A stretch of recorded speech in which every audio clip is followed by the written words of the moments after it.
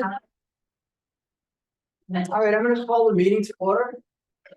And first, I'd like to thank everyone for coming and turning out tonight. It's important to hear people's thoughts and opinions as we see with what is a really ambitious endeavor here for the town.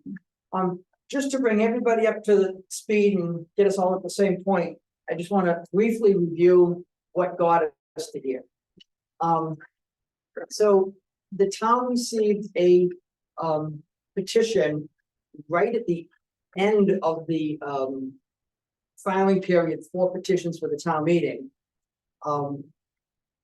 to raise and appropriate $4 million for the purchase of the Campus World land. The selectmen looked at it, the budget committee looked at it, we brought it to town meeting.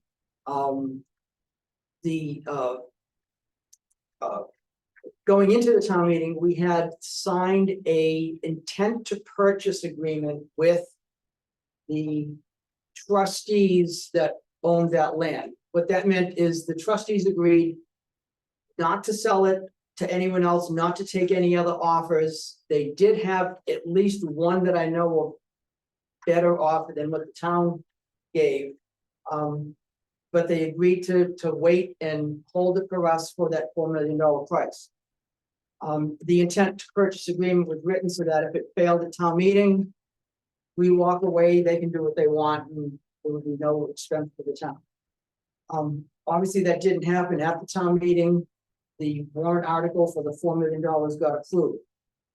Since then, a couple of things.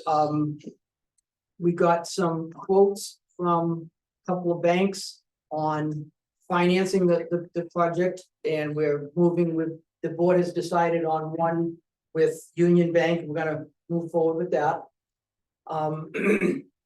And then we negotiated a purchase and sales agreement with the trustees. And although we've signed it, one of the trustees was out of the country, and I don't know if she's been back and has signed that or not. You haven't got that back from Shay, have we? No, not the Verizon. Okay, so this board has signed it. They've read it and haven't, One trustee. one trustee has signed it, and we're waiting for the other one who's out of the country. So that's where we stand with that. So technically, we don't have a signed purchase and sales agreement, but we have one that's signed by 4 of the 5 people needed to sign it.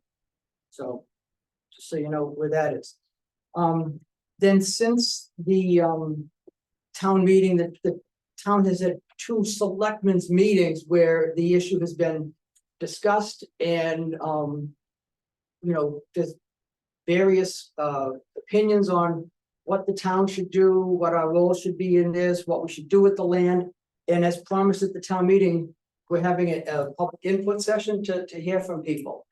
So I kind of want to break this down maybe into a 3-part meeting. One is to just initially talk about what are the goals for this property, the overall goals and strategy of what this property should be used for. Then secondly, I'd like to get into the discussion of should the town be the developer for this property, or should this be a private public partnership or multiple private public partnerships? In other words, working with a developer or working with multiple developers.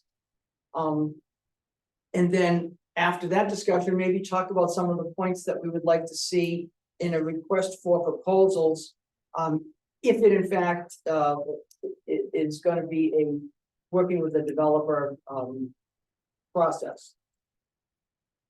So with that, I just want to open the floor and not rush into the request for proposals, not rush into the private versus public, but look at what are the goals for this property? What do you people envision this property to be used for, that the town now has a equitable interest in? Do you want us to go up to the microphone? Or just, is this loud enough? It has to be loud enough to hear that. So if you want to sit there, fine, but it has to project your voice out so that I can hear it. Okay, so what I would love to see Can is. you introduce yourself? Oh, I'm sorry. I'm Celeste St. Pierre, and of course I live here in Lincoln, just on Church Street.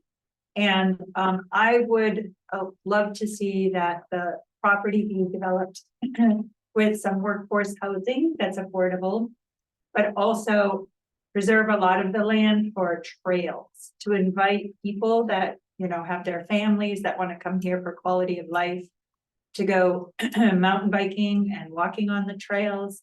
In the winter, if we continue to have snow, to go cross-country skiing or so. So I personally would not like to see a whole thing develop for housing, but just enough housing, whatever that might mean. And then keeping a lot of it for land to also encourage other people as a destination to come to Lincoln and go enjoy the trails.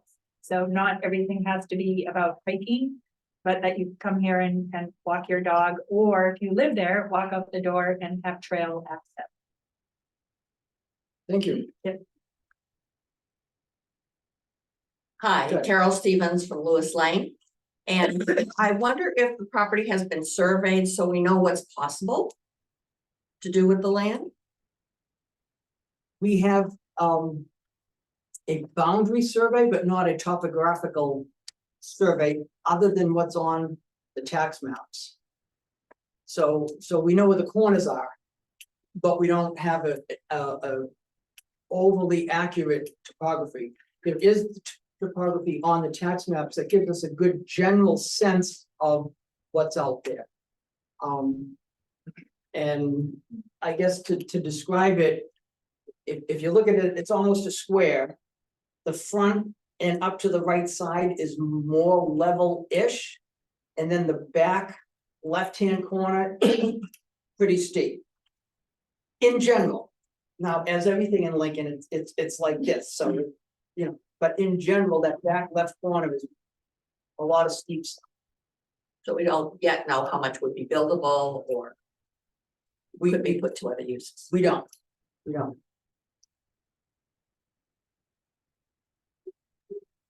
Jerry? Yeah, I'm Jerry Stringham. I'm the state rep representing Lincoln and Woodstock. Certainly, the issue of, I wouldn't necessarily call it workforce housing, but livable housing, housing that's not, can not be repurposed to Airbnbs and VRBOs, but for people who would live and serve the community and work in the community, is a problem not only here, but statewide.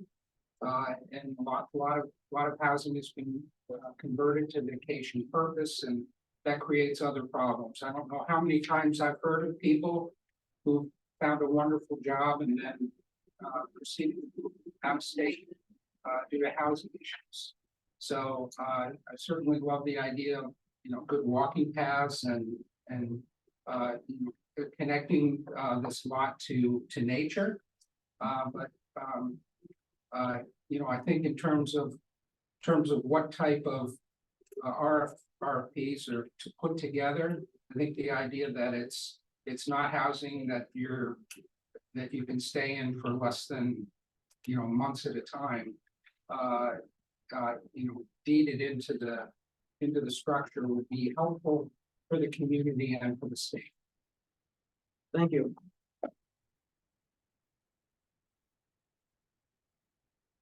Mike? Okay, at the town meeting, they said that you've been approached by a builder developer. And threw numbers out of 100 units for basically set up for long-term living. And he would build 200 units for inside and to sell at market price at second home. Does he know how much he can build up there? Meaning, like, does he have surveys? Has he done that to give sort of numbers that he's giving?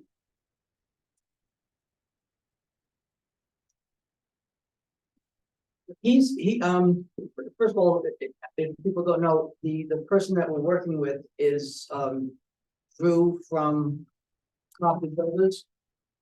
Who's doing a lot of the construction over at South Peak, and he also owns this corner lot right behind us here.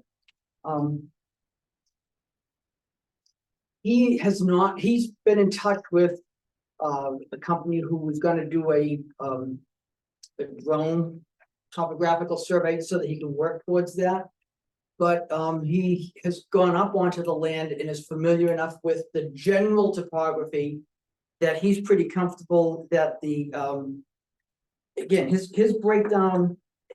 Again, we've not negotiated this since his proposal. So, you know, some people, I know people say, well, you can get 120 acres, maybe we can, but we're not in a position to negotiate it. So if you don't like something in this proposal, it's just his proposal. It's not been our response. We're very careful not to negotiate with him just because it's not fair to do that at this point. Anyway, that he was looking at of the first 200 units, 100 would be deed restricted units. Going back to what Jerry just said, you can't have short-term rentals there. The other 100 would be larger, bigger, whatever he wanted to build, but they wouldn't be deed restricted. And those 100, not only would they be deed restricted, they would be, I guess, what Jerry was calling livable units, you know, for people who live and work in this area of the size and type that are appropriate to people who live and work here full time. All right, which aren't 8-bedroom, 5-bathroom, 5-story buildings. All right, then he goes on in his proposal to say up to, well, between then 201 and 450 units, 25% of them would be deed restricted. So he's looking at 450 or more units up on that land. And again, there's nothing in his proposal about how many are single family, how many are duplexes, how many are apartments, condos. There's nothing, so it's just a general kind of number at this point. Paul Sherwin, yeah, and I really don't have a lot of background on this issue until tonight. But you know, I have a ton of questions. You know, principally, I mean, you guys must have had an idea as to what you thought going forward with this. I didn't read the warrant, but you know, as far as the type of people who are going to be there, are residents going to be, you know, part of this? Is it going to be strictly for people who work here? Are we going to do a surcharge on the people on the, you know, the businesses that use this facility? Are legal immigrants or J1 people going to be in this facility? Are you know, single moms or single dads or people with 10 kids going to be given preference over people with 2 kids or no kids? I mean, this, you know, the definition of who's going to be in there. And are you going to give, I mean, if a resident has, you know, a single mom has 5 kids and she already works here, is she going to be given a leg up on someone who isn't a resident? And what about independent contractor? What is work? You know, what if they work? What's the definition of work? What if they are independent contractors or people who clean or something like that? And there's a lot of definitions in there that I think are, that I haven't seen anything about the actual mechanics. So I'm curious about all those. Well, I think that's actually one of the things that we're here to talk about tonight is what types of housing do we want, do we not want to be there? But you know, no matter what, we're gonna have to follow the Fair Housing Act and all of the laws that regard that. As far as if we do work with a developer, I think the town's role in that is gonna be to direct what types of housing are to be built. And so let's say he builds a 20-unit apartment building. They would be restricted from being used for short-term rentals. But other than that, I mean, I don't know if we can say, well, you know, you can't let in a mother with 3 kids, or you can't let in someone who doesn't work and they're retired, or they're, you know, or they work out of town. I don't think we can do that with the fair housing laws. The other type of housing I see in there is on the section of property that the town will retain. We could work with someone, just throwing it out there as an example, but like Ahead, who may have a program where there is some either subsidized housing, but not by the town or other types of housing. As far as illegal or J1s, I mean, if, you know, the developer, again, if there is one, works out a deal with Loon Mountain and says, okay, you can rent these 8 apartments and then you can put your J1s in there. I'd like to hear from people if that's part of their vision for this. Is that something we want to allow? Is that something we want to allow some of? Is it something we want to absolutely restrict? I don't know. Blaze? Yeah, alright, so I'm the original person who made this warrant article. And for those of you who haven't read it, was very specifically non-specific. It's for the town to select, and that was it. Everything he's talking about was done 2 days before town meeting. And sprung on all the people that were there at town meeting. As something that, a negotiation that was being had. That no one really knew about. There was no public notice of it or anything. The original spirit of the warrant article was to purchase the land so that the town could have this piece of property to figure out how to best use it to, fix all of the problems within the town that we all know we have. You can go on Maple Street right now and buy a $600,000 house that is basically a tear down. And the reason for that is because you're paying for a zip code. And 90% plus of the people that are in the market for those houses on Maple Street are not gonna live there. And that is why there's a $250,000, $300,000 premium on a house that you wouldn't wanna live in. And the way we get rid of that is by eliminating those uses from property. And, 3 months or 2 months before this all started, these selectmen were here saying, oh, we need to tell everybody other than the people at South Mountain that they can't use their houses that they already own and purchased. When they purchased them, there was no guideline in place, but now we're gonna restrict their use of their houses. So I put this together as an answer to that, so that we can have this land. Restrict the use of it.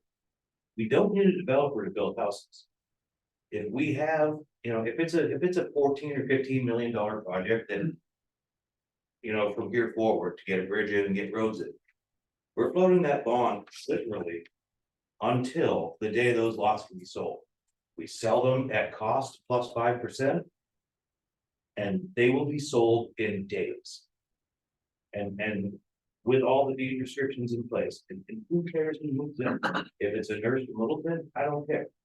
If it's a retired person from South Carolina, it doesn't matter. It's people who are going to live in the town and be part of the community. Restrict the deeds, as they're talking about doing with whatever 25% of the deeds. So we know we can restrict. The town's at a point right now where if we don't take action, the last thing we need is more $5 million houses up the road. There's still hundreds of lots to build $5 million houses right behind us. And at the other end of Loon, in the landing. And up on whatever that other one is. Upper Beechwood. And we're not running out of vacation. That's not the problem. The town and the townspeople, we're all good people. If there's a project that needs to be done. And there's a plan and there's an end goal. And there's a price tag. And you say, look, it's gonna cost you an extra 10% on your taxes for 4 years. Until the roads are in and we can sell the lots. Then it's a net positive. Even if no one builds on a single lot, you're still paying, I think I pay $1,300 a year for my quarter acre. That doesn't have a structure. So you got 400 quarter-acre lots up there, or 600 quarter-acre lots. That's triple the bond payment. There's no reason to look at this as a negative. And there's no reason to involve a developer who wants more than half of the land to put in more $1 million houses. Like, they're gonna be hiring the exact same road company, they're gonna be hiring the exact same bridge builder. They're just gonna be trying to get as much money out of it as possible, rather than it being run as a deed restricted area where you literally. You know, like, even if you do 6-month rentals in this town. What, are you gonna kick everyone out every 6 months because you can get $24,000 for the winter season for some guy with his kid on the freestyle team at Loon? And that's the reality of the situation. Like, 6 months is not a long-term rental. Like, that is a short-term rent. It's not. Like, this place across the road, you think it's not gonna be full of people from Loon's freestyle team or race team every 6 months, you know? That's just, I can almost guarantee you, the guy who's building it, his kids are on the freestyle team. Like, come on. Don't get fooled. We don't need more vacation housing. If you put 500 families over there with a vested interest in the town, who own their land, who own their house. And they came into it knowing they cannot rent it. It's not a punitive situation. You will have 25-year-old kids who live with their parents over there, who are working at Loon, who are working at Alpine Adventures, who are working at Woodstock Station. That is how towns generally operate. You have people, families, and the families have different age ranges of children. They occupy all of the jobs that everyone seems to be so concerned about needing housing. We don't need employee housing. We certainly do not need to be subsidizing the businesses in town who charge a 40% premium for being in Lincoln. That's not the right way to go about it, and it's not gonna fix the community. Not gonna put more kids in school. It's not gonna, like, have more permanent residents and sense of community. It's gonna be the same old with a bunch of $5 million houses behind. We need to stop, take some time, think about what we're doing. And move forward in a way that we need to eliminate the $250,000 to $300,000 premium on a garbage house on Maple. That everyone knows is what you have to pay if you want to live. In any other town, you go to Whitefield, one of these houses on Maple Street would be $150,000. It's $400,000, $500,000. And that is 100% because it's a vacation. That is the issue we need to deal with, not necessarily, and you know, people keep calling the town a developer. It's not a developer. We are, if there's like 5 things towns do. They do water, they do sewer, they do roads, they do police, they do fire. That's their jobs. Police and fire, we just put in a $6 million police station. A fire station seems to be all right. So we got water, sewer, roads. That's all we need. The rest of it will take care of itself. You cannot tell me that. I mean, I mean, 3 weeks ago when we had this conversation at town meeting, OJ was like, how long do you think those lots will be on the market? Days, weeks? When we released 400 lots for $60,000 to $70,000. How long are they gonna be on the market? You asking me? I'm asking you. Yes. Depends on what their cost is, what they look like. And first of all, I don't And insist. honestly, I don't care if a developer buys a lot and builds housing, so. That's fine. That's not something. Can I ask you a Neither here question? nor there. Just in the 3 times or a couple of times that you've spoken about this, you keep referring to everything up there as being lots. which is fine. Is it your opinion that this should be lots as opposed to apartments or condos? It just should be. No, absolutely not. I don't know. There's not one silver. Okay, bullet. all right, just, Not one silver bullet. I really like your idea of. Let's take the land that they were gonna give us. And let's give that to a head. Let's give them the 25 acres. And then they can deal with all of the, the subsidized housing, low income housing and whatever else it is that a head thinks we need. They're very well versed in this stuff. They'll put in, I mean, that's the size of Alpine Village. Which is.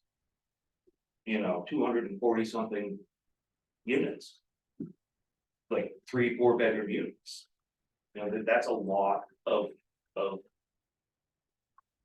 Rent controlled / workforce, whatever they wanna call it, housing. And they're like, if we gotta put in a couple of. Buildings like we're putting in across the road. That's fine. But. Those people are not gonna be invested in the community. Those aren't gonna be the people who. Live here their entire lives and have children here and care about the town. They're at most 12 months away from moving. If they find a better job. Or whatever. It's just. More temporary housing. And vacation housing isn't the answer. To the decay of this community that we all see. We're probably down 80% over 15 years ago of Lincoln. Children in school. I think it's more. And we don't fix that with short-term housing, and by short-term, I mean even a year. Those people are not invested in our community, they're not gonna be part of the community, they're not gonna be baseball coaches, they're not gonna be on the volunteer fire department for years. That's not who rents for you. all right, thank you. Tracy, you want to say that? Tracy, you hand up. My name's Tracy Brumlick. Yeah, I was just gonna make a point that we need smaller family homes. So it increases the amount of children at our schools. I think next year, we still have like 6 kids enrolled in kindergarten next year. And that's, that over a lot of years is gonna really deplete the amount of children that are at Linwood, and we need to increase that. And it needs to be families that are living in their own homes, like he said, invested in the community, not just renting. I think we're up to 11 incoming Oh, that- kindergartners. wow. Just saying. Go ahead, Adam. Yeah, I'm Zanati, I live here, and I'm just curious, what is the trend for, permanent residency in this town? Has it been increasing or has it been decreasing? Like, Decreasing. suggested for. I mean, that should be like the big. One of the big questions, what we're gonna do up there, or what we should do up there, is if we're decreasing and we wanna gain as a town, that we need something. I don't have any data. I mean, look at the school. It answers the question. I mean, The school is an indicator, and the fact that in the people. town report, I mean, is it in the town There's like report, one how many person born. residents there are? We had 1 birth in Lincoln last year. 2 in Woodstock. Yeah, it's been going on for a while. Kids are So leaving. then what is the rate of vacation homes being built in town? I mean, in comparison to that. It was. It was. Good too. Jay, Thank you, Jay Duguay, for Luann Lane. I would echo think we should be looking at strategies to target housing. I would encourage the board to establish a commission to look at what's possible. I think there's a lot of restrictions that we can put in place. There's some that we might not be able to because of fair housing laws. I think there's strategies to target different types of housing needs. But, we first need to identify like, what are our needs? Do we need 500 single family homes? Probably not. Do we need 2,000, apartments? Probably not. But we need to identify what our needs are, in each category of housing. And then try to identify what's possible to address those needs. What can we do? Need restrictions for certain types of things? Can we, would it be better for the town to maintain like a housing commission and we would own those units, or are we looking at having somebody like a nonprofit, like a head come in and do it? And maintain those units for us, you know, or are these like, as Blaze suggested, putting up, you know, making available lots and allowing folks to build their own houses? I think those are there's a lot of different options. We probably need a bit of everything. But until we sort of identify what our needs really are and what we can actually do, I don't think it's gonna be difficult for us to like make a request for proposals for folks to say, you know, before we can identify exactly what we're trying to get out of it. It's gonna be hard for us to sort of find somebody that's gonna give us what we need, whether that's doing it ourselves or a public-private partnership or any of those options. We really need to identify what our needs and our abilities are. So I just would suggest establishing a commission that can work on identifying our options and putting together a meaningful proposal for either the town to work on developing those lots or for a request for proposals for a public-private partnership. And I would also support the proposition of maintaining a certain amount of that land as public space, and green space. Thank you. Thanks. Yeah, Jack. First of all, Jay, the North Country Council has those statistics. They've done, I think we looked at them, they dated 2023, so they're relatively comfortable for the Grafton County, and Lincoln is included in that. My feeling as a selectman has been that we should enter into a public-private partnership. I was a housing director, 2,000 units of public housing. I'm telling you, you don't want to be in the housing business. Believe me, you don't. I think that we can satisfy all needs of the community and the wants. There's a difference between needs and wants. I think we can satisfy both by having trails, by having affordable housing, by having workforce housing, by having some open space land there, conservation land.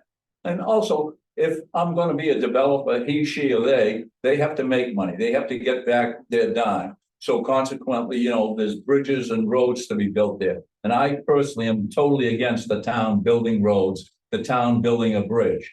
I look at Forest Ridge and they've got all of those things up there. They've got single family homes. They've got duplexes. They've got quadruplexes. They've got condo complexes. And, you know, there's not a major issue.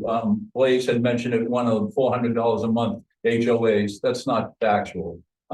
So, you know, if there's going to be a cost up front, the developer assumes those costs. The developer, until he, she, or they sells out a certain amount, they have all the responsibilities. You've got water infrastructure up there. You've got major problems with drainage up there. You're going to need a booster pump up there.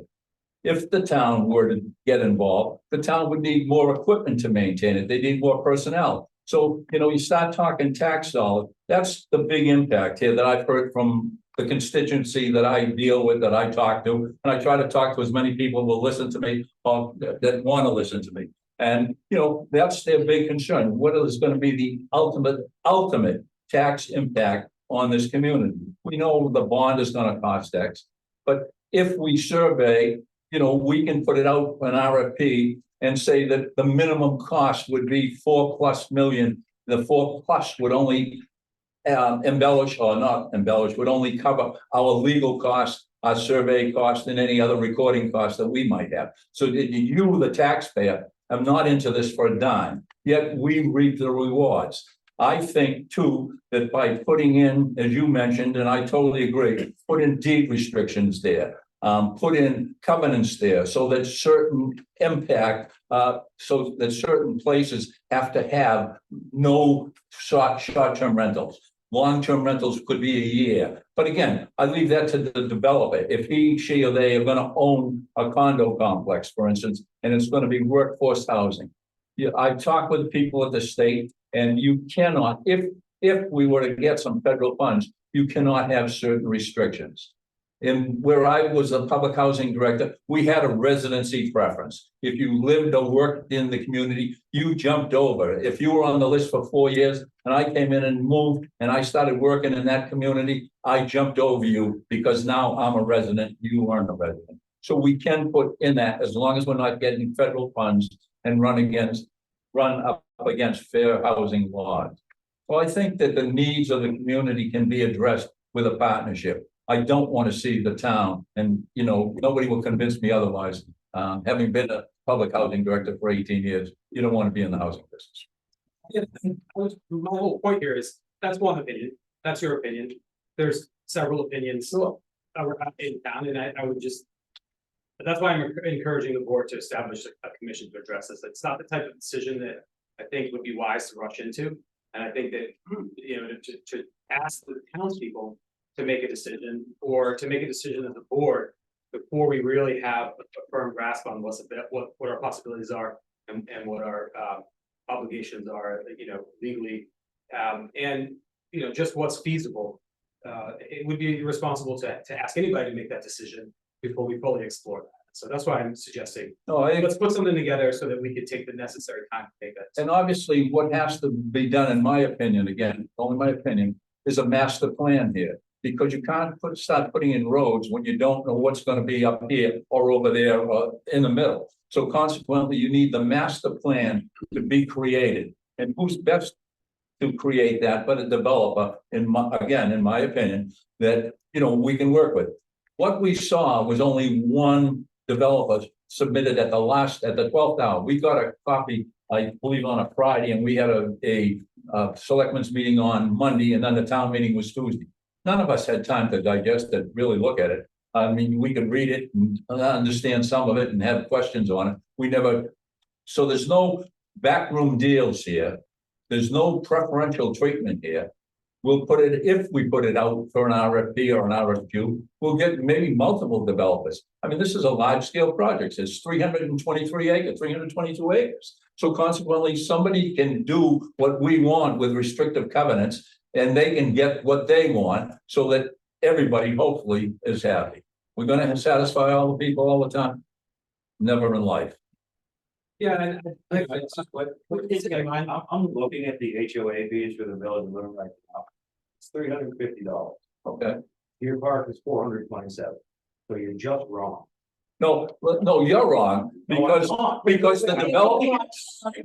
No, wait a minute. The developer owns until typically 80% of the units are built. And those developments, as you know, Blaze, better than I've only been in town 20-something years now. Oh, no, actually going on 30, I guess. But what happens is initially there's money put for capital reserve.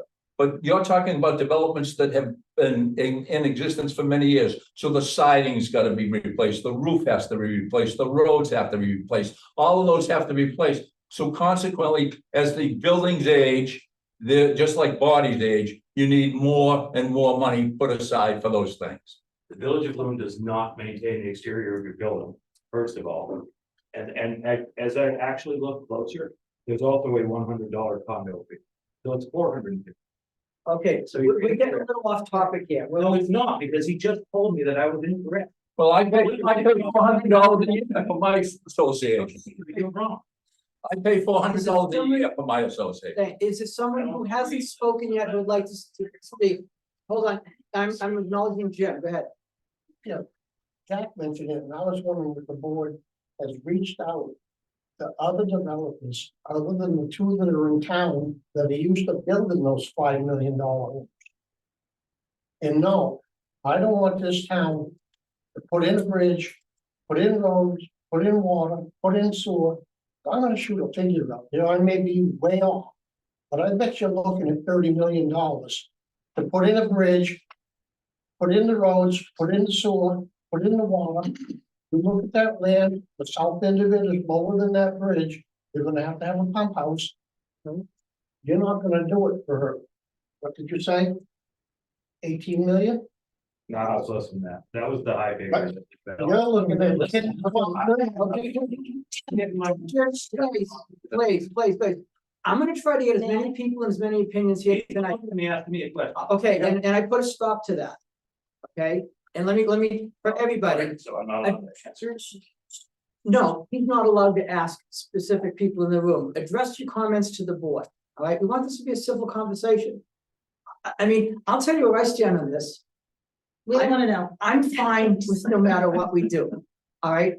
I object to your accusation that this is, I mean, I've been through this whole thing before. February 1st was the first time I talked about a developer partnership at the budget committee meeting. So you kind of misguided that. There was no public accusation. notice about discussing a public. It was- partnership. It was a budget committee meeting. It was for. I'm just saying, But you okay. make the public aware that this was something that was going on for a piece of land that hadn't been bought on a citizen petition, Got it. like that's Understood. accurate, Okay. that's straight up that. To answer Jim's question, right, because Jim asked a Yes, question. yes.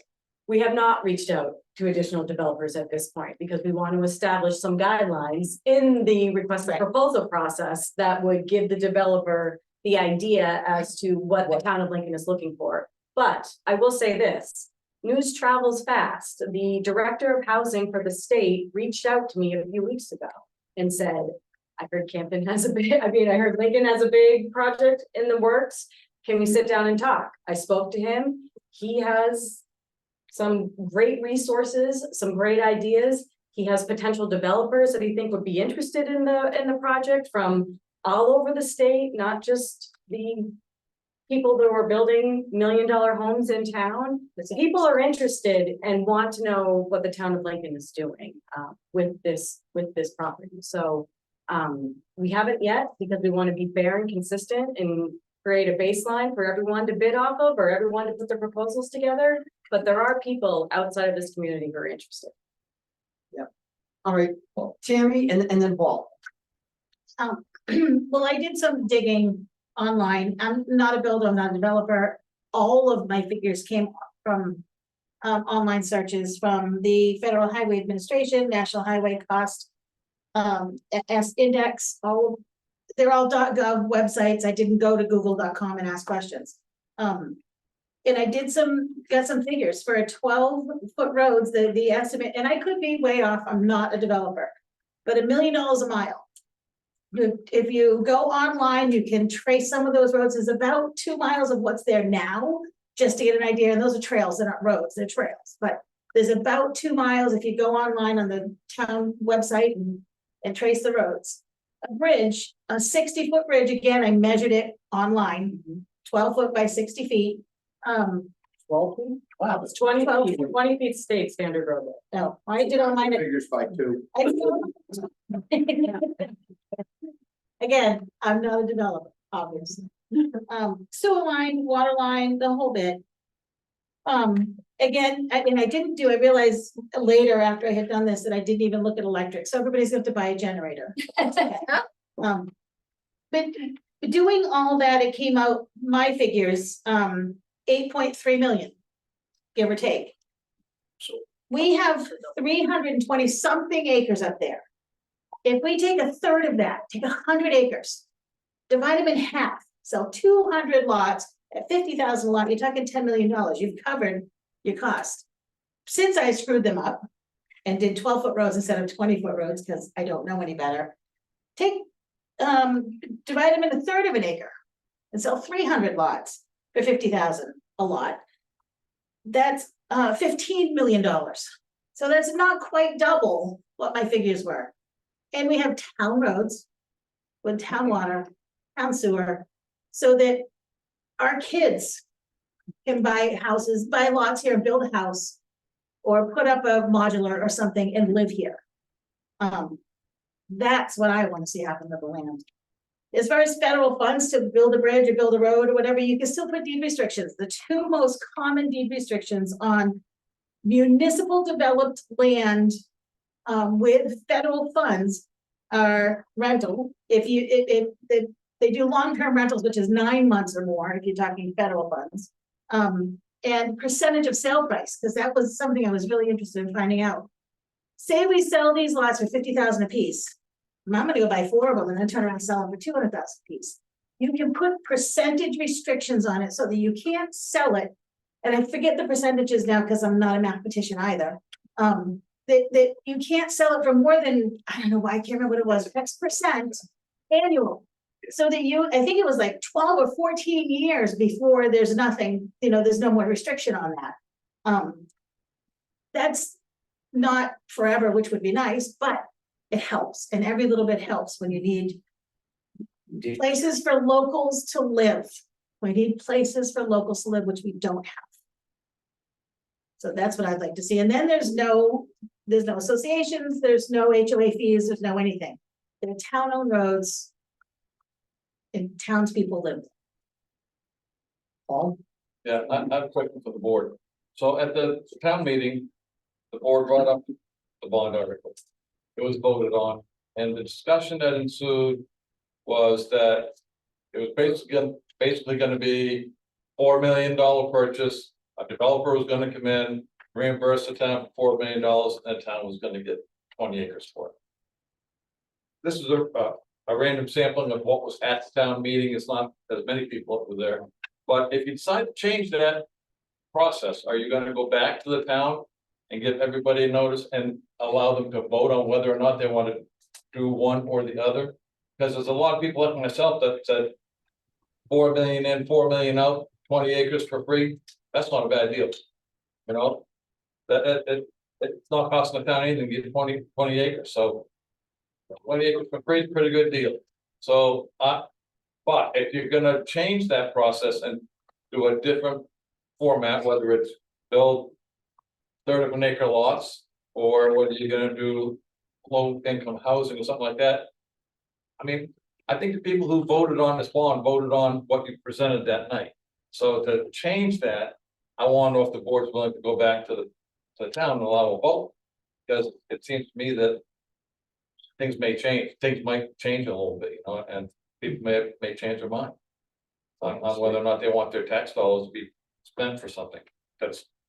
Yeah, we haven't discussed it, Jack.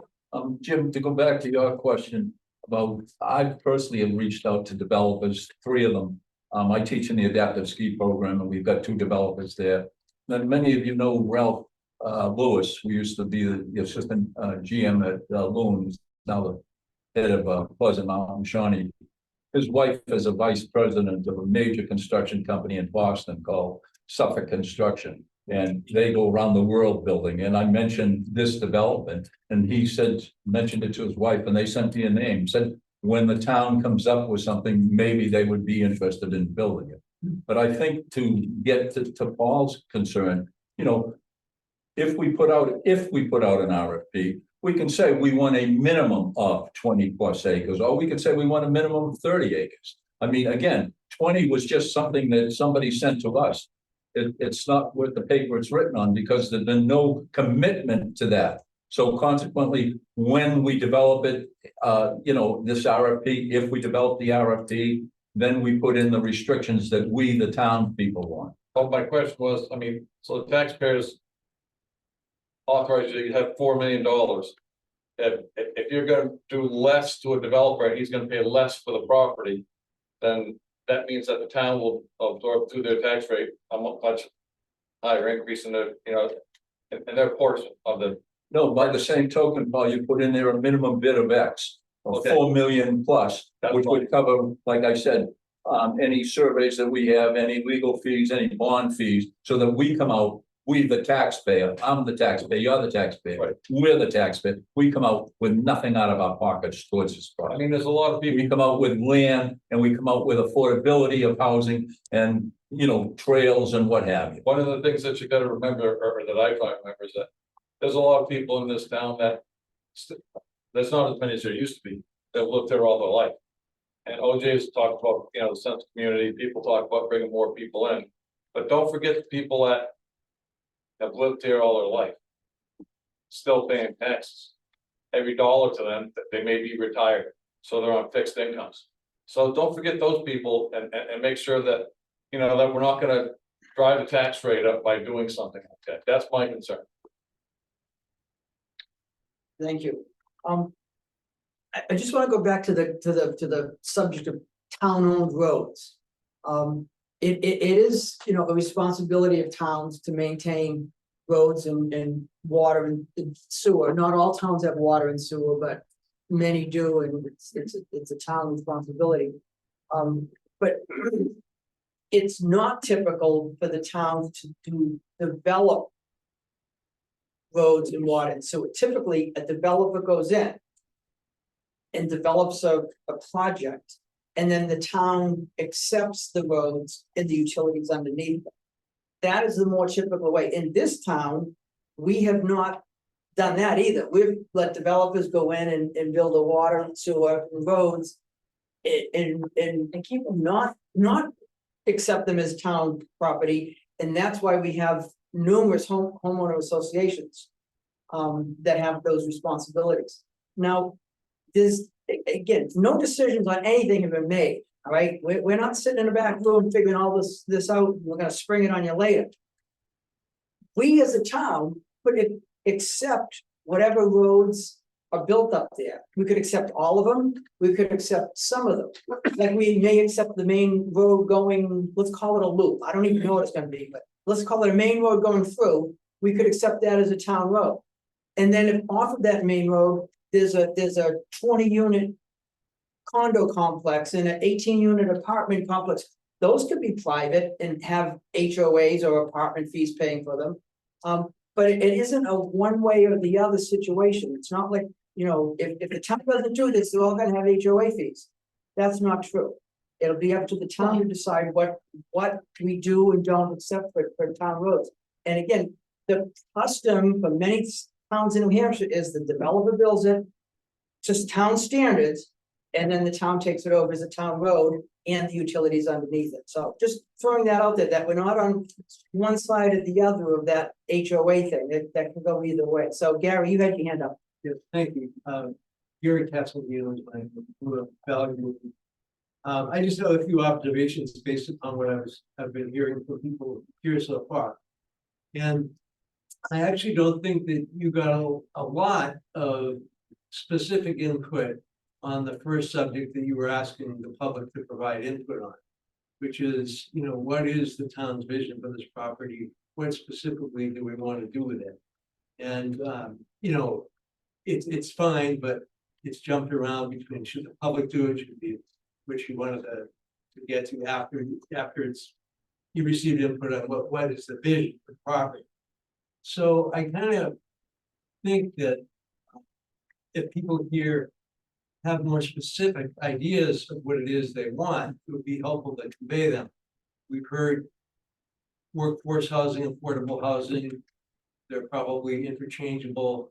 We've heard recreation space. I think that seems to be the sentiment of what, you know, local places for local people to live. We haven't really heard details that I've heard, and I think that you need. And maybe I think a committee or commission would be a good idea. And it'd have to be people who are willing to work on it a lot. Maybe you have one selectman representative, people who are willing to meet like weekly or whatever. Because there's a lot of details that you aren't getting even from this meeting, which is where people are coming to express what they want, but I'm not hearing a lot of details. Is it going to be single family homes? Is it going to be apartment complex? Is it affordable units going to be rental units? Are they going to be affordable units? Purchasable units? Is it going to be some combination of lots where how people can build housing? Is it going to be something where an apartment complex could be built? So there's a lot of details in terms of how are you going to go about providing affordable housing, workforce housing, which I think you were asking for. And it seems to me that there needs to be a group that works harder on those specifics. And yes, I agree with what Mr. Daly said, that a developer can give you some ideas, but you also have to give the developer some ideas. So the developer can't really come forward with a plan until you give the developer some of the elements of what you want into it. So I basically just think that you need more specific responses to the question you asked at the outset. What exactly do you want to do with the property? And maybe committee would be a good way to look into it further. So. Thank you.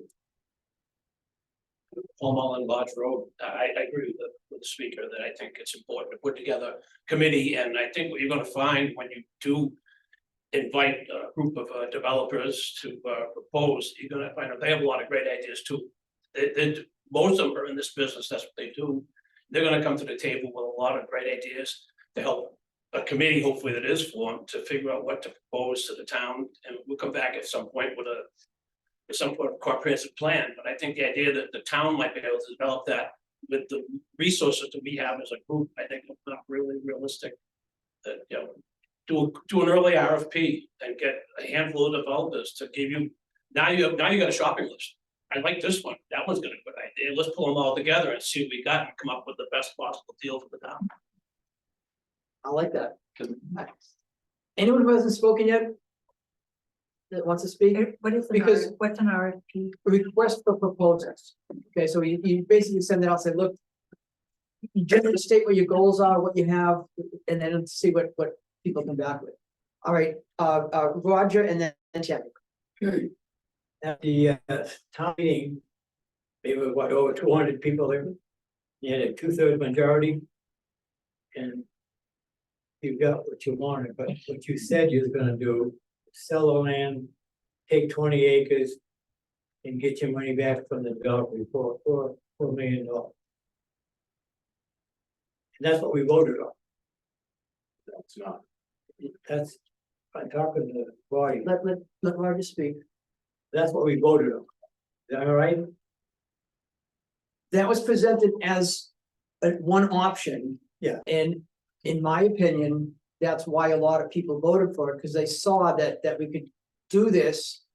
Get a minimum of 100 workforce or livable housing units built by the developer and still have 20 acres where we could build another 100, 200 units. But I mean, that's what we voted on.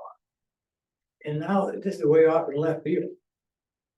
So you're gonna let a handful of people decide it for us? We're gonna have Chasing people away, I tell you, what? chasing people away. You get retired around here and your taxes go up $400 or $500 a month, you know, a year. You can't keep up. I've been here 50 years. That water about. No, we're here to get input. I mean, the town. That we should have the same 200 people again to vote on to make the decision, not a handful.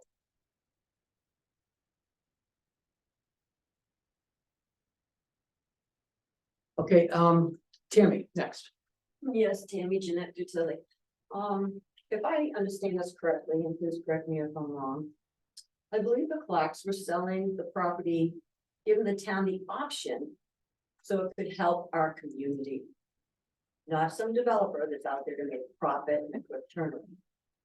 And everybody's mentioning housing in various ways, which is definitely needed. But there's other options if the town has time to think and sit back on it. This property doesn't have to be divided like yesterday. You know, right now, housing is a big thing. Getting children in our school system is a big thing. Getting employees a place to be able to live year round, raise families, support our schools, support our restaurants, support everything that we have to offer here and stay here for a long time, not just 6 months, but for a long time. I mean, if the Clarks wanted to sell to a developer, they could have done that themselves. So to me, if I were a Clark, that would be a kick in the teeth to me.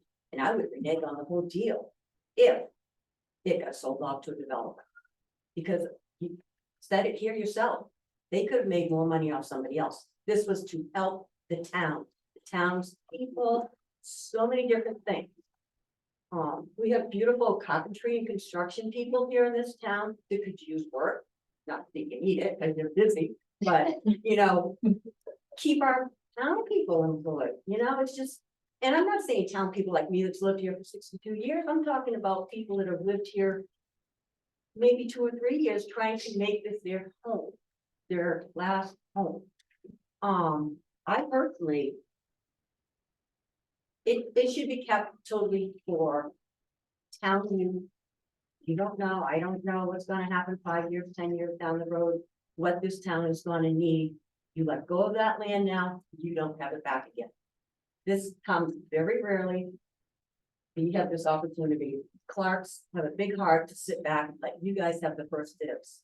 I would respect them and I would keep it to benefit the town in multiple ways for the town. And that's my opinion, and I really wish you'd listen to it and not let some developer be making his profit and it not being used for what I believe the Clarks intended it to be, which was to help our community. Thank you for bringing that up. I should have mentioned this, this was, I personally discussed this with two of the trustees, the third was not available of the land. Prior to the town meeting prior to the town meeting. Like the day before, because that's when we got this proposal. And talked to them about the idea of town buying it. And then selling it to a developer who would promise to build 50% of their first 200 units would be deed restricted, affordable, smaller units, mix of single families, apartments, condos, whatever. And would give the town 20 acres or the proposal was to give 20 acres to the town to do whatever we wanted with it. Talked through that with both of the trustees, two separate conversations, and both were comfortable with that. They thought that again would put the town miles ahead if we could get, 100 units built by a developer and a couple of 100 units built on the land that we kept. That would be 300 units or whatever would be a huge step, and they were all for that. So it was discussed with them. Then this isn't going to blindside them or disappoint them or make them regret it. They went into this knowing they signed that letter of intent to purchase with that understanding. All right. But you're missing the fact that we don't know what the town's needs are gonna be in the future. We're not making more land around here. You let it go, it's gone. There's no getting it back. And it's sad. I would really hope and pray that you guys would consider the town for once and future needs that we don't know. And it doesn't just have to be for housing. This is something we can't even think of right now that we might need. You let the land go, you don't have it to use. My opinion. Okay. And again, like Roger's a long-term tenant, resident, more than 62 years, I think. Just a couple, so we're listening to both sides of this, someone who wants to keep it and do the whole thing, someone who said, we thought this was gonna go to a developer, so we're here to listen. So, go ahead, Paul. Can you tell me, I just have a question about the bond. So have you taken the bond out yet? No, we're in the legal process. Okay, We So- made the application. Union Bank has put in Union Bank and Bank of New Hampshire put in a proposal with an interest rate. We've selected Union Bank. We've let them know that we would be moving forward with them, but as some of you may not know, for the town to take out a bond of that size, it requires legal opinions from both a bond lawyer, bond counsel, and also the bank's lawyer. So that's the stage we're in right so I now. guess, right, so further is that, what I'm hearing tonight sounds like you're probably gonna have a couple meetings like this, there's gonna be maybe a committee form, maybe not, but there's still some input that you're gonna need to get. How much time do you have before you take the bond out, and it doesn't sound like before you start getting any revenue, before the town starts getting any revenue in from either a developer or sale of 30-acre lots, the town's gonna have to put out some money for this bond, I'm assuming. I don't know how long the Clarks are gonna hold out for before you have, they want the money and you have to take that bond. Do you have any ideas what the cost of the town will be per year, if we don't do anything? Yeah, so we tentatively have a closing date with the Clarks at the end of June. So if financing makes its way through the systems that they need to go through, we would hope to close with the Clarks by the end of June. So then the town would be on the hook to pay the bond from June through. Yes, so the way the bond is structured is there wouldn't be any payment in 2024. Our first payment would be interest payment only, and would be in 2025 would be our first bond. So we have all up until December. I think the bond payment would most likely be right around the time of the closing. So next summer would be when our first payment would be due. Okay, so the town still has a little bit of time. I would call it free of charge, but. Well, so they don't have to pay a bond payment.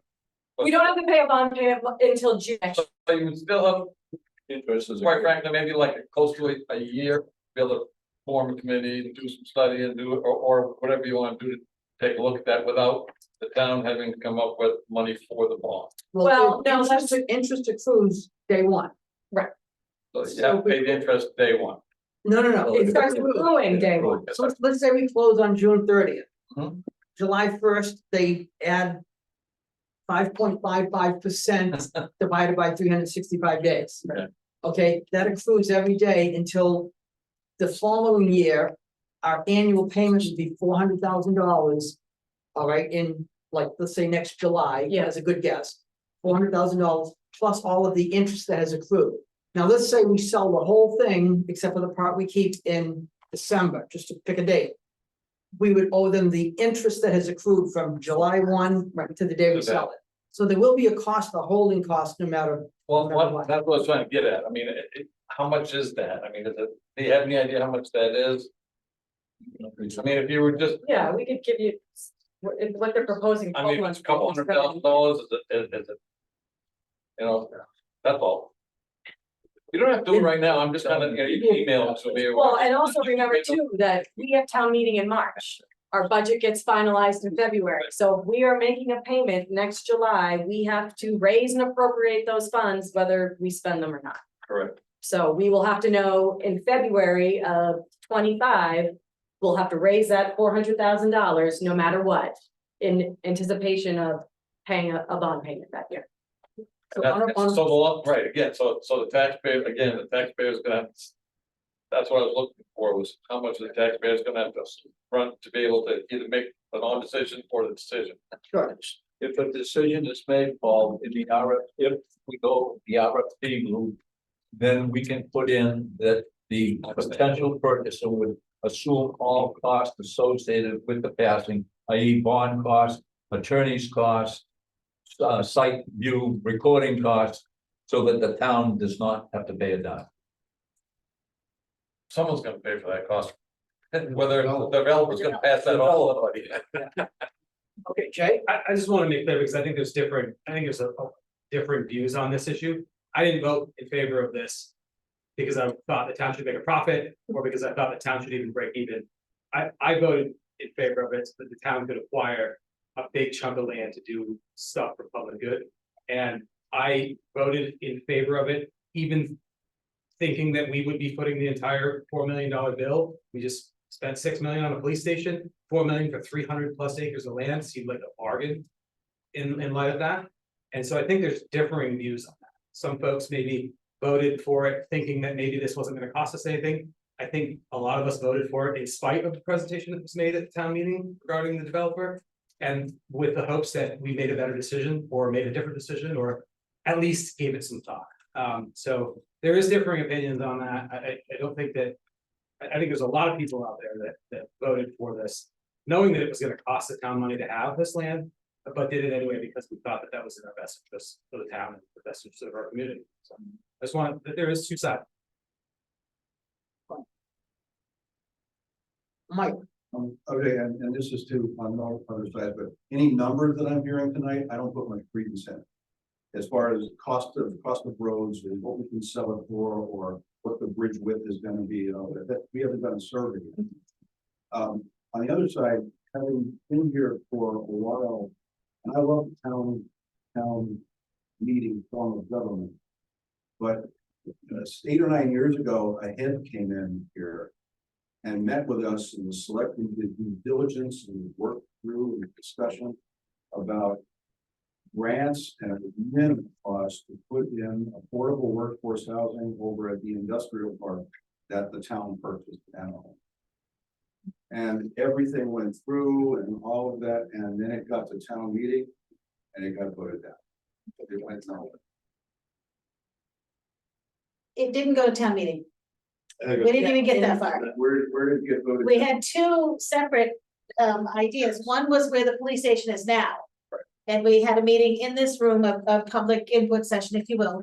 And everybody overwhelmingly agreed we need to do something, just not in my backyard.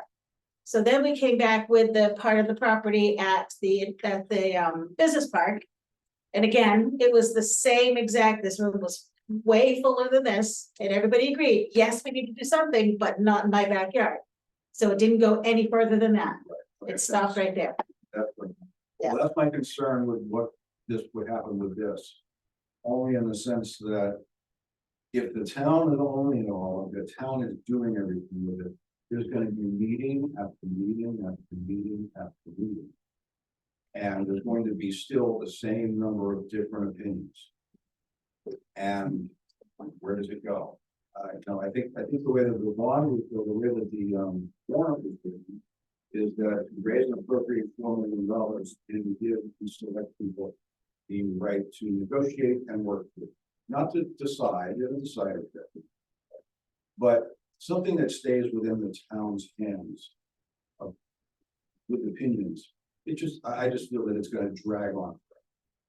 So I think everybody's acting in the town's interest.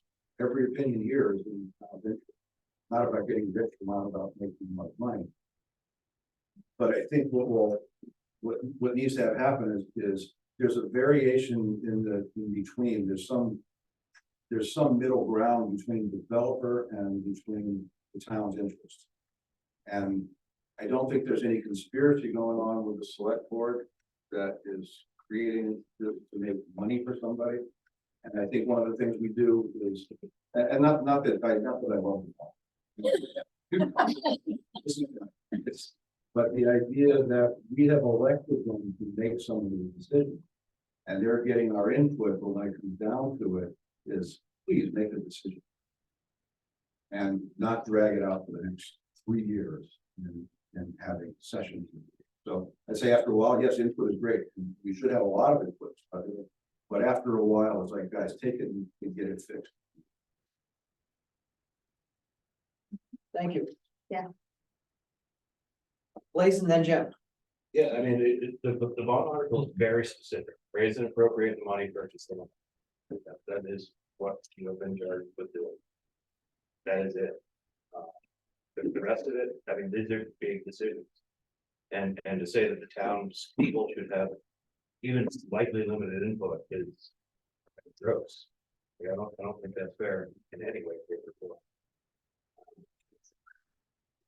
You know, everyone sees a different need in the town. No one's saying that we need this one thing and that's it, or that one thing and that's it.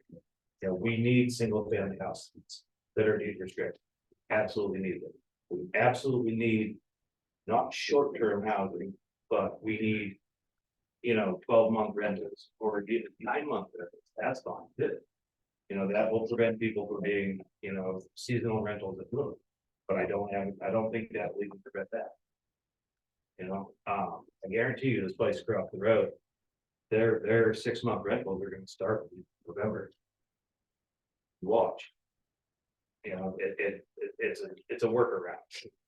And all of those workarounds need to be worked out of what we're doing moving forward, or it's just the same old same. And the last thing we need is more condos and more houses or more vacation houses. That is not, doesn't do anyone any good. Now, I'm not saying make it all anything. We can take 10 acres here and say, find a developer and say, what do you want to do with these 10 acres? Put in what you think will work. Here's the restrictions. But to hand over control of 50+% of the property is insane. And for what? To prevent a $600,000 bond payment for 4 years? This is a temporary expense. 100% temporary expense. No way the lots aren't going to sell. Lots aren't going to sit on the market. This is not going to happen. There's hundreds of professionals in Littleton who are renting, looking for a place to live. There's hundreds of professional professors at Plymouth State College that are looking for a place to live. The Plymouth Hospital, they're looking for a place to live. They have the same thing we have, only worse because they're a college town. And we are going to attract good families. If we provide if you build it, they will come. And if someone else builds it and adds a $200,000 premium like everything else in town, we may as well have just not done anything. And that was the spirit of the warrant article as I presented it as the person who wrote it. to the people who signed it and to the people I got to come to town meeting. And yes, you may have changed 5 or 6, or even if you changed 15 minds, it still would have passed. And nobody knew what you were gonna say. You blindsided everybody. Regardless of how you think you did or didn't. There was no public notice that you were discussing anything with a developer. And there was no anything in that warrant article that mentioned even developing the land. It was raise and appropriate the funds to purchase this piece of land that every single person who's lived in this town has been on, played on. The Clarks have been amazing about allowing the townspeople to use this land respectfully. As long as you're being respectful, they have just said, have at it. This is a piece for everybody. They have never restricted the use of it in any way. And so everybody is familiar with this piece of land, and that is why, you know, a fairly large portion of those people showed up to town meeting to say, yes, we should buy this piece of land.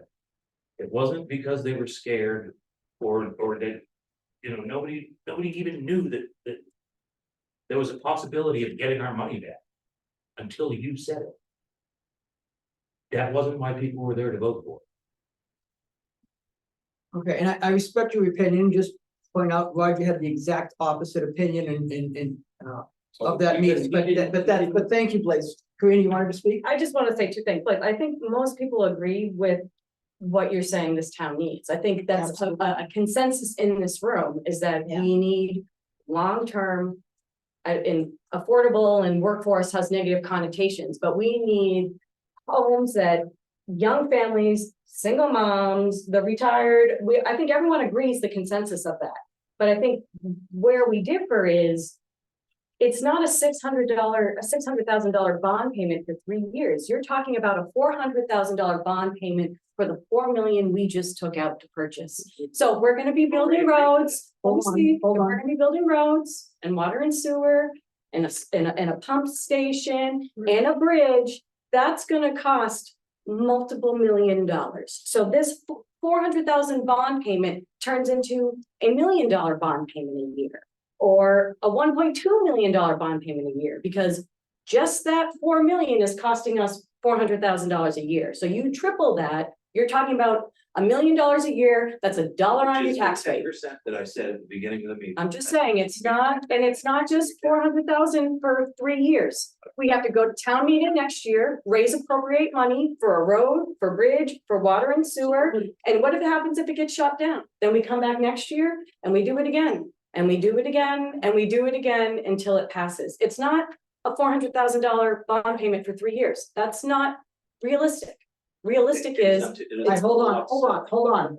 it's an argument between the two of you. right? It's not how. raising and appropriating millions more. And that's going to take years to do so. So we could be sitting here with an undeveloped piece of land 3, 4, 5 years from now. And that's a risk you're willing to take. That's a risk you're willing to take, but that may be a risk that you are willing to take, not everyone in the community.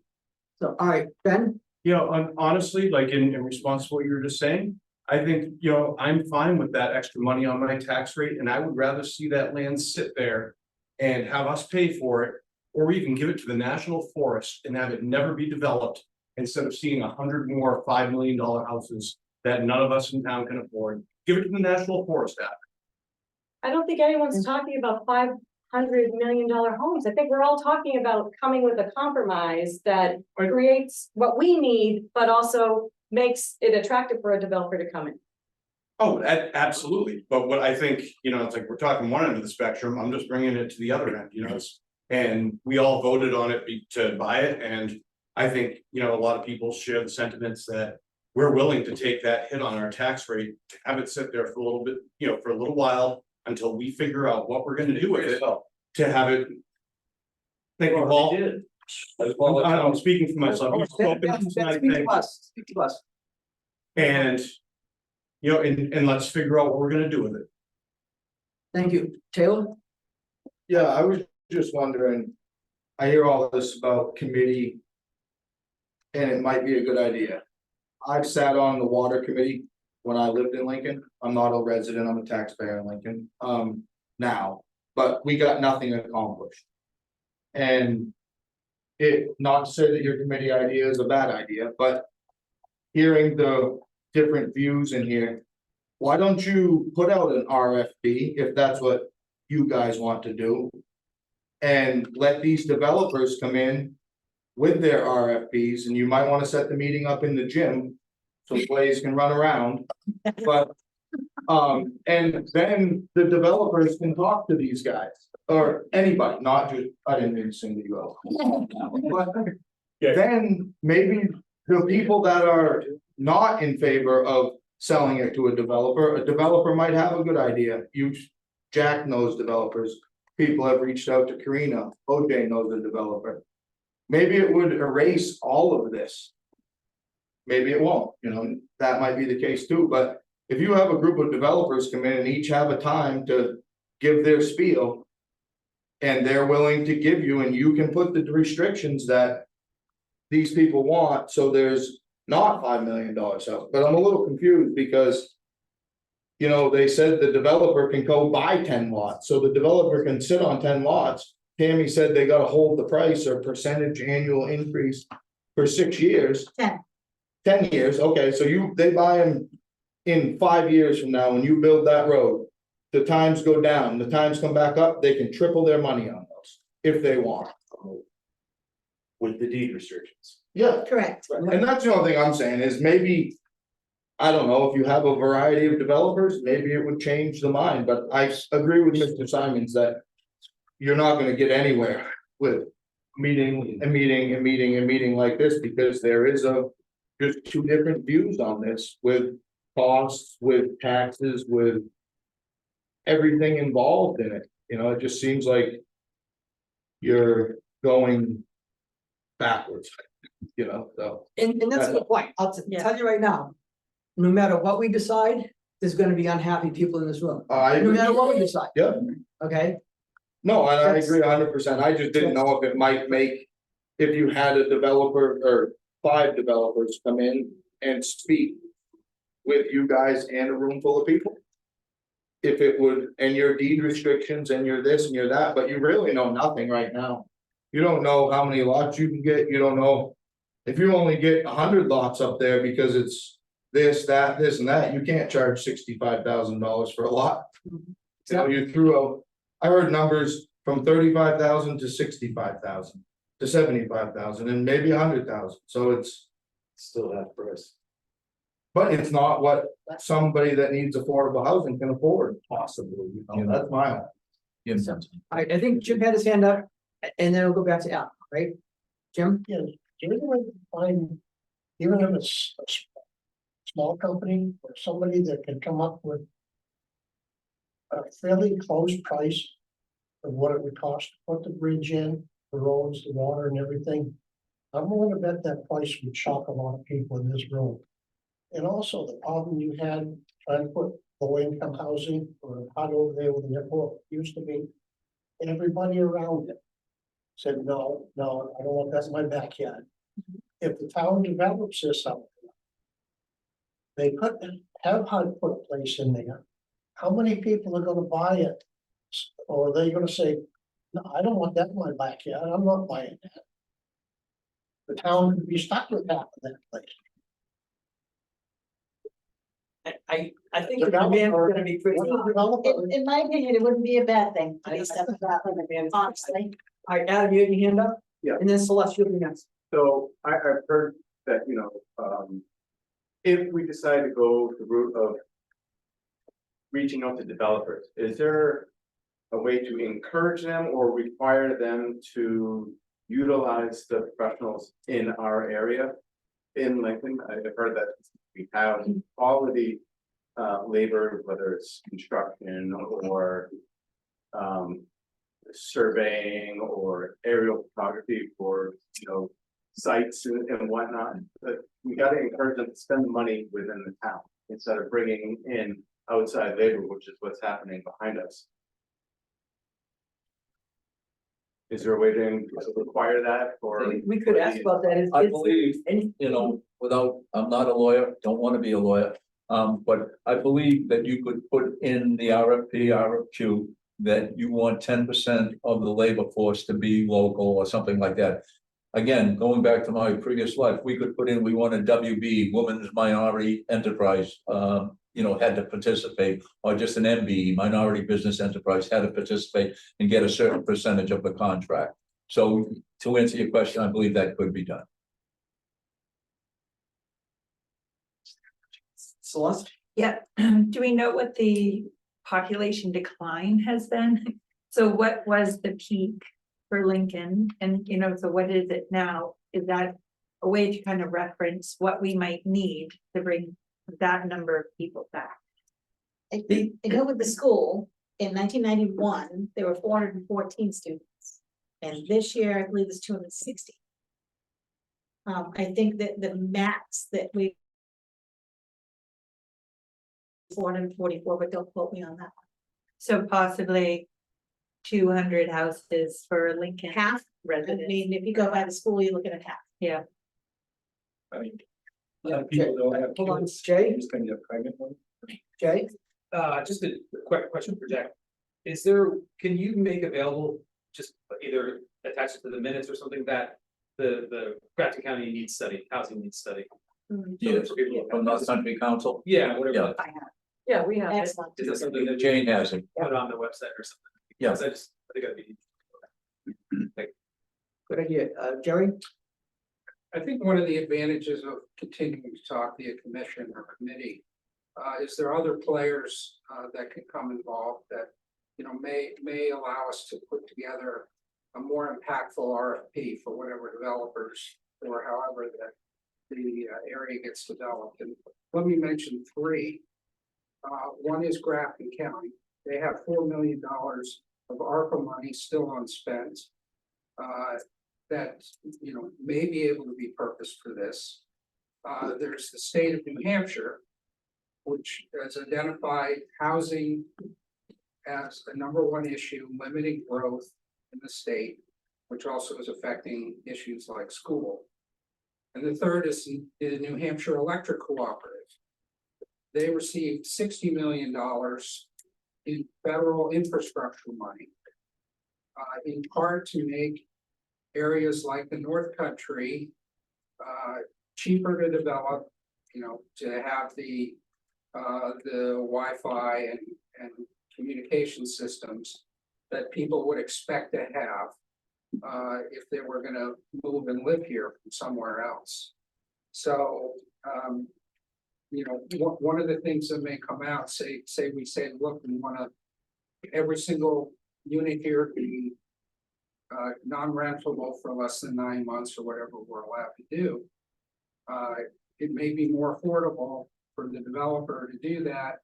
Say if the bridge has already been developed, the roads have already been done, and that was done in all in part from different sources. So it could be time sequence, assuming that that's where we want to go. So I think what the deed restrictions are, I think that Jay mentioned, the process would be a good way to get there, and then see if there's a low cost or no cost way to the town to maybe move the development forward before turning it over. Oh, good idea. Is there anyone on Zoom who wanted to chime in? Go ahead, John. Yeah, can you hear me? We can. First of all, I'd like to take and agree with the folks that I think you need to establish some sort of an ad hoc committee to develop plans before you even consider going out and bringing in contractors with their RFDs and ideas. You should have an idea what you already want before you go soliciting other input. I also believe that committee should take a look at what's gone on in some other communities across the country, been in a similar situation. One that comes to mind for me personally is Steamboat Springs, Colorado. They're in a very similar situation to what the town of Lincoln is in right now. And there's no sense in reinventing the wheel when people have already solved some of the problems we've talked about tonight. I did have a question though, is the bridge that's currently in place usable?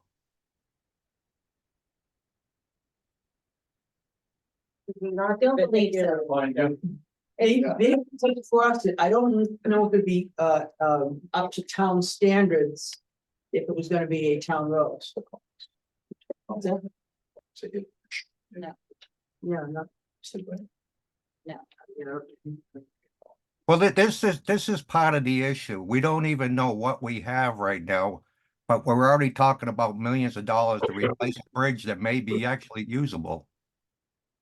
And more importantly, if you look in the area that we grew up in here, loggers are building roads that can carry tens of thousands of pounds of equipment easily across bridges like this, and they're doing it every day. And they're doing it for probably less than 100K. An example would be up on Lost River Road, where the power line crosses. That bridge is in there by the Forest Service, been there for a number of years. Loggers have been using that periodically for the last probably 10, 15 years without any incidents. So we don't necessarily have to have millions of dollars invested in this stuff. The other thing is, if we have a plan, why can't we take and employ some of the techniques that Jack's been involved with down on Route 175 with the volunteer housing program that's going on? Or perhaps incorporating Habitat for Humanity that builds homes for people. Again, this comes back to having the plan. And I apologize if I missed something I couldn't get in on the first 15 minutes of the meeting because the address that was sent out on the email that's posted on the webpage would not open. Just so you know that. So I believe from listening to the conversations, what you were trying to gather at the open of the meeting was input for specifics of what needs to be done. Is that true? Yes, what type of housing we should be addressing. Okay. You have a master plan for the town. And within that master plan, it has specific stated goals.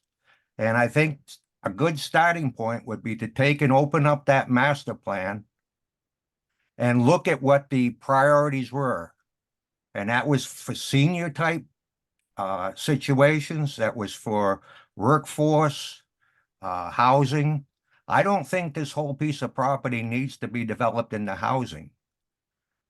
And for one, as a voter down there, I basically looked at it, either I could vote to take and buy this piece of property and have control over it as a resident, or I could sit there and do nothing and have it sold to a developer, which we had no control over. So I don't see a rush into getting anything done with this piece of property. I'm perfectly okay with having to pay the full $4 million in my tax bill going forward, if that's what it takes. But I do believe that the town people are smart enough and dedicated enough to try to resolve the problem, and we won't be in endless meetings if we have a plan. Thank you. Thanks, John. Anyone else on Zoom that would like to speak? Who? Margarita. Margarita, did you want to speak?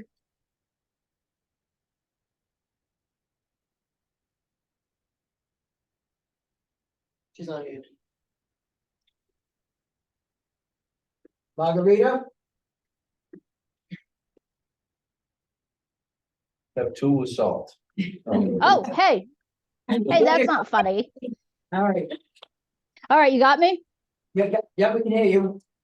Okay, great. So I'm Margarita. I'm a Lincoln resident. I'm also a business owner and I'm a current renter. And I just kind of wanted to chime in kind of on three aspects of this. So I'm thinking single family affordable housing, apartments, of course, recreation. And then also, I think, you know, this notion that we'd have a problem raising the funds if it wasn't developed immediately really isn't realistic, because I think there is a lot of people ready to invest, and a lot of 30-year-olds and 40-year-olds who are just swimming around town looking for a place to live.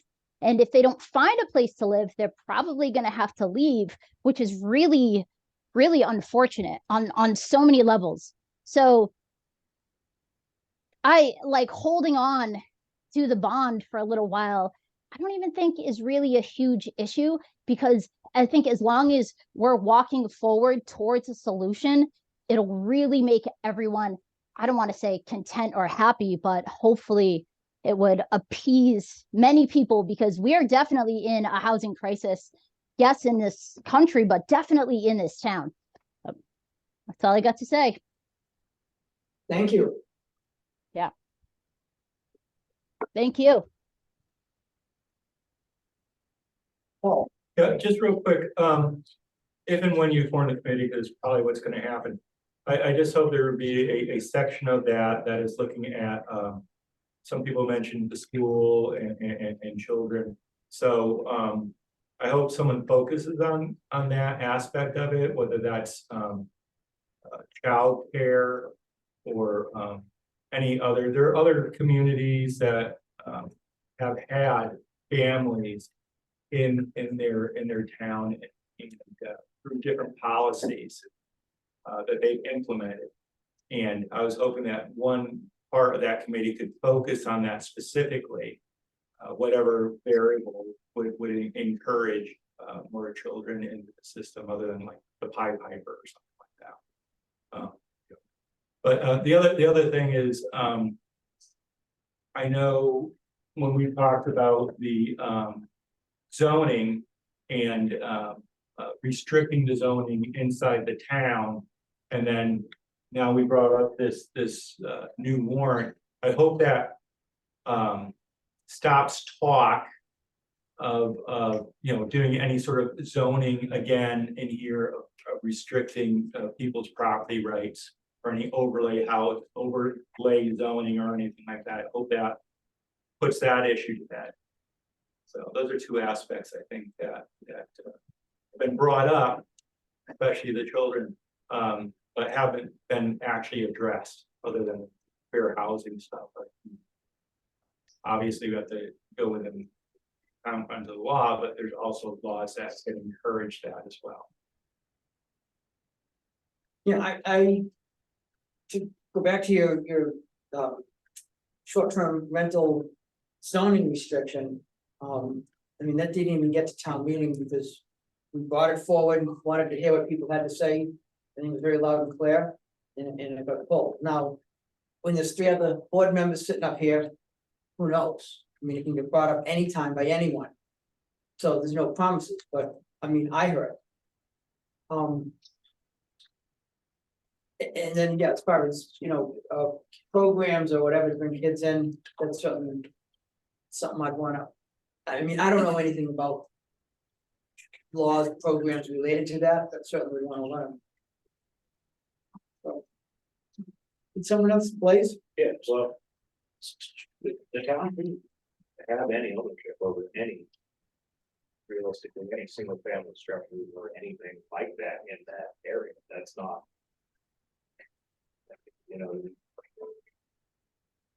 Fair housing shouldn't come into play if we're just selling lots. Or if we give the larger structures that are apartment units or rental units to. If we want to put in a few of those sections, that's the type of stuff you put to a developer. Or a head, or HUD, or whoever wants to take it. The rest of the community just needs to be organic and remove the $350,000, $250,000 surcharge that you get anywhere in Lincoln for living in this district. The way you do that is by eliminating 90% of the people looking to buy the property. It's not going to be necessarily cheap housing. It's going to be housing that doesn't have the inflated cost of 03251. That's and it's not one silver bullet. That's why we're talking about having, a section for a head and different types, multifamily dwellings here, whatever. But the goal originally, and as I presented it to everybody as the author of the warrant article, was to create a place where people can and can purchase a piece of land for a reasonable price. Not free, not cheap, but reasonable. You know, even if it, you know, we've run into 6 miles of ledge and it's $100,000 lot by the time we're done. That's still less than half the price of the only unrestricted lot available in Lincoln. That's $150,000 less than the only lot available in Lincoln that isn't in an HOA. So people need to, if you can afford a 24 by 24 2-story structure, you need to be able to build that. And when you start getting into planned communities and, you know, restricted covenants and whatever else comes along with the HOAs, you go from $150 a square, you know, vinyl siding to $900 a square, you know, cedar shakes. And that's before you have them safe. So it's stuff like that that needs to be avoided if you want to attract real people that are going to live and work in the community. It have to eliminate the vacation town surcharge. And we don't do that by bringing in a developer and saying, build all this stuff and then try and sell it. You know, there's no way, no developer is going to come in here and do that for less than a 30% profit. So your $300,000 house is now $390,000. And that is a big difference to a lot of people.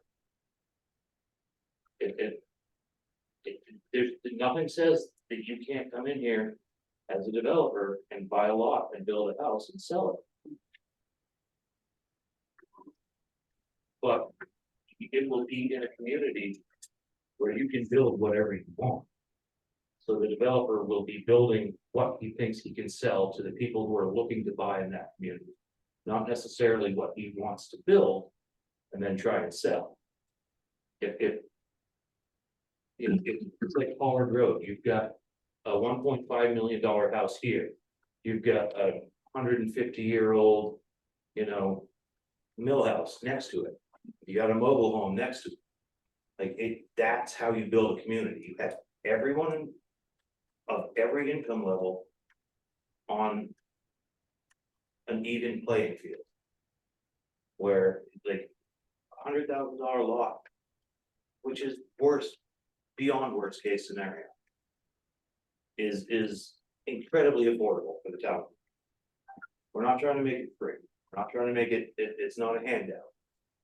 It is a step back in time before we let the town go to where it is now. And it's a way to keep at least one section of town from going the way the rest of the town has gone. Every single development in town, every side road, everything. And just like have one place where it's not like that. And without penalizing the people who are already here, which is what the last proposal was to, you know, restrict everyone who already bought their lands use of their land. We need to restrict it before we sell.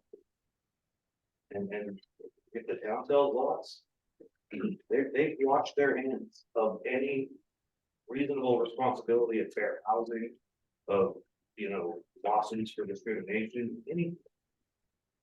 That's and we want to do some smaller projects where there's 100, you know, rental units. Give that to someone else. We will find someone to do that. But that shouldn't be the goal by any stretch of the imagination. We're not here to subsidize businesses, employee housing. I mean, condos that were $60,000 8 years ago are $350,000. And it's not because they've gotten better. It's because the people who are buying them don't care. Nothing, both things sell for more than they're asking. But if you were restricted in how you can use it, you take a lot of people out of that marketplace. That's realistically what needs to be done. We need to eliminate a certain group of people in that marketplace, and not one of these developers that they're gonna give us 7% of the land to take those people out of the marketplace. That doesn't seem like a very good deal. And we need. It should be 100% of the land is used as an asset to the town, not necessarily exactly what we already have. We have hundreds of lots still available if you want to build a big house association. We have hundreds of them. That is not what we're lacking. I agree. All right, Paul had the hand up. Yeah. You're next. I just want to make sure that all taxpayers think about the ancillary cost when it comes to any type of development for the towns. I mean, you're looking at, whether you're looking at an expanded sewer treatment plant upgrade or water treatment plant upgrade, town transmission lines, sewer pump stations, all the things that come with that. You know, so there are costs that are not defined when you do something like this that affect you. I mean, and mindful of this year, I look around and see all the $5 million houses being built and my taxes went up. Everybody's who owns property in this town, their taxes went up. So it's not always, you know, somehow it doesn't always seem to equate, so it won't affect the people who live here long. Eventually, I'm gonna be on a fixed income, just like Roger, you know, and there's probably a lot of people that have been here for a long time, that are gonna be that way. Jimmy, I mean, you know, people that lived here a long time, but those costs affect a lot of people. And to hear people say, well, we don't care if their taxes go up a little bit, they're willing to accept that. That again is one side of the story. There's other people who care about that $500 or $600 or $1,000 extra a year. So be mindful of those people too. Don't just go in closed-minded thinking that everybody wants an open checkbook, because there's people in this town that don't want to just give an open checkbook. You know, and I'm one of them. Thank you.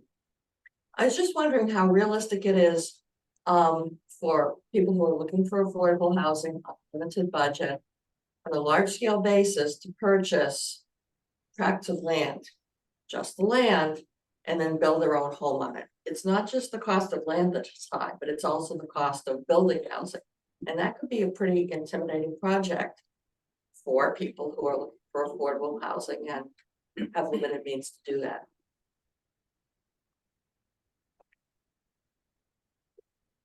I agree. You know, I think one of the things we're gonna have is, that I would anticipate having is a mix of housing where it might not be a single family house, it might be duplexes, apartment buildings, condos, that again, a developer puts in.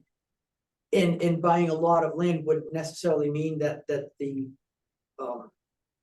homeowner would buy the raw piece of land. They could buy it with a developer who's gonna put a house on it. I mean, all the houses that are gonna be there are gonna be brand new because there's nothing up there right now. So whether the homeowner directs that or a developer directs it and then resells it, you know, I guess it could go both ways. You have a hand up. You have a hand up. Okay, all right. I think that's more. Celeste, go ahead. Oh, shoot, forgot what I was gonna say.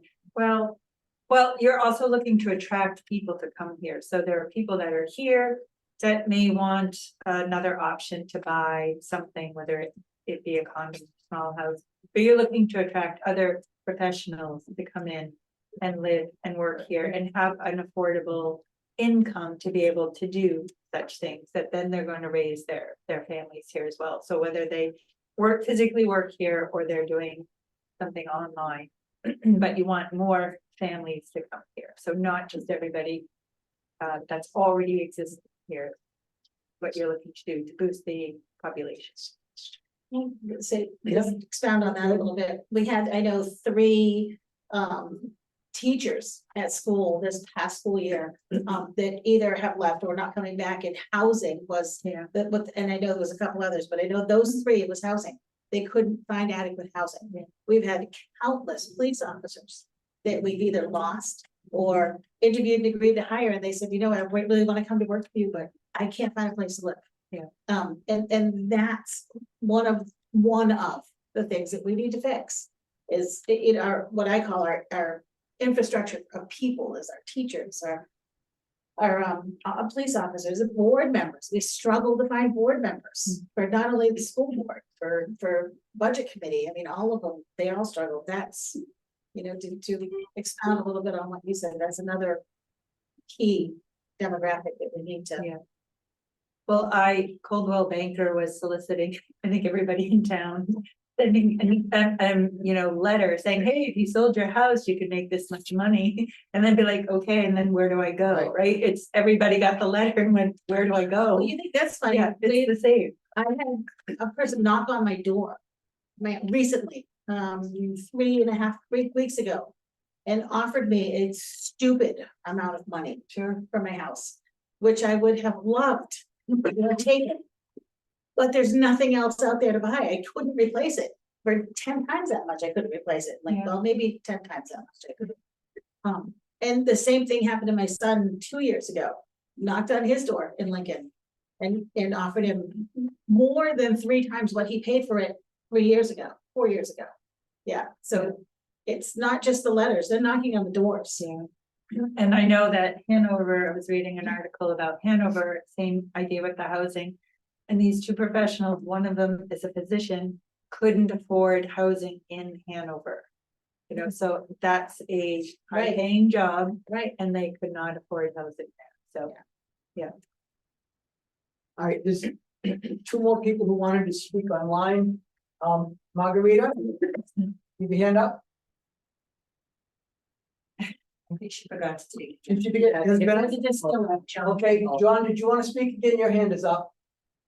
Yeah, I got a question as far as that used to be a campground over there. Did that have town water and town sewer supplied to that when that was in operation? A good question. I can answer that. Go ahead. There is town water and sewer on the roads that are currently put in. It's not much, it's not a huge distance of the road, and it doesn't go across the bridge. That wasn't a permanent bridge. But on the roads that go through there, the improved road system, there is town water and sewer currently on that. I don't think it's big enough to support a large scale development. And it would probably most likely have to be enlarged. Okay, and I don't think it's very deep enough. That I don't. It was put in for a seasonal campground. No, they had a permit to build multifamily large units up there. Yeah, They Bradgate did did. start. When Bradgate went in, as far as I understand, they put in that first section of road that goes up the hill and around the corner. That's what I'm talking. Okay, and then it ends there, but there's no connection beyond that. Or between where that starts. And it wasn't, I think it was just sized for that project. It wasn't sized for a larger project like we're talking. Yeah. So I actually talked with people who put it in. So, I think. She never put her hand down. I think. No, I had one more point on this one. Oh, sorry. And keeping with the spirit that used to be a campground, before we get involved in construction of condos and all that kind of stuff, we may want to consider if we're really truly out to make low income, I won't say low income, affordable housing, we should consider the option of just pouring slabs in some of those areas and allowing mobile homes, double wides, prefabricated type homes that can come on that are readily available out on the market for, you know, $150,000 price tag. They don't have to be $500,000, $750,000 lots in these things. Those should be at least considered. Thank you. Thank you. Good point. Do we have put a mobile home park up in there? I don't think a mobile home park. I think, but I see nothing wrong with allowing mobile homes. You get, you know, Restrictions on. I see nothing at all wrong with that. Yeah, they have some really nice mobile homes out there, some that cost probably more than my house. I see nothing wrong with that at all. It's a great start. There's a lot of people that I know that have bought a mobile home and lived in it while they built their house. And it took that long for them to afford to be able to do that. I've actually got a very young family member now doing that same exact thing. They put a mobile home in and they're saving to build the house at the spot where the house is gonna go. Jim, I saw your hand up. Yeah, I live in a double one, on a foundation, Perfect. you never know. Nope, I see nothing wrong with it. I agree. Yep, I think it's a good. But also, I'm living on social security. So this last raise in my taxes hurt a little bit. If I was gonna have that tripled. Because you gotta put a bridge and everything else in. I'd be thinking of moving out of town, because I can't afford to live here. Okay, here's where the witch in me comes out just a little bit. No taxpayer in Lincoln has any right to complain about taxes because we have the lowest tax rate in the entire state of New Hampshire for any town that provides water and sewer. And we provide water and sewer to 99.9% of the town. And we're the only ones that don't charge for it. That's So why we you live can here. go to town, but every single town you move to is gonna be more expensive unless you wanna go to, I don't wanna call it a specific town, a small town up north that you have to put in your own water and sewer and then replace it every so often. So That's why we live here, Nick. Holy smokes. That's great. All right, you've got the lowest rate per 1,000. But the $400,000 and $500,000 houses on Maple Street. make your house more expensive. That's right, Yeah. it's probably only worth 100,000 in another town. We're a little bit higher. tax rate. These guys are paying less than. That's a good point. Thank you. That's a good point. I'll take that. I'll accept that. Back to the issue. Is it anyone who hasn't spoken yet who would like to chime in with anything? All right, Going on to part two now? I. Motion to adjourn. I'm just kidding. I think we covered a lot of part two. Yeah, no, we did well. As far as part three, which is going up for request for proposals. What I would like to do is get, again, we'll have be a public meeting, but see if we can get ahead or New Hampshire Housing or any other entity that has some information that they can give us and guidance as far as developing this property and putting together an RFP. I know you got 3 RFPs from different towns for different similar-ish projects, but, I mean, we're in a unique situation. You know, and we might be able to learn more about what we could do with what our possibilities, what our options are, what funding options are out there.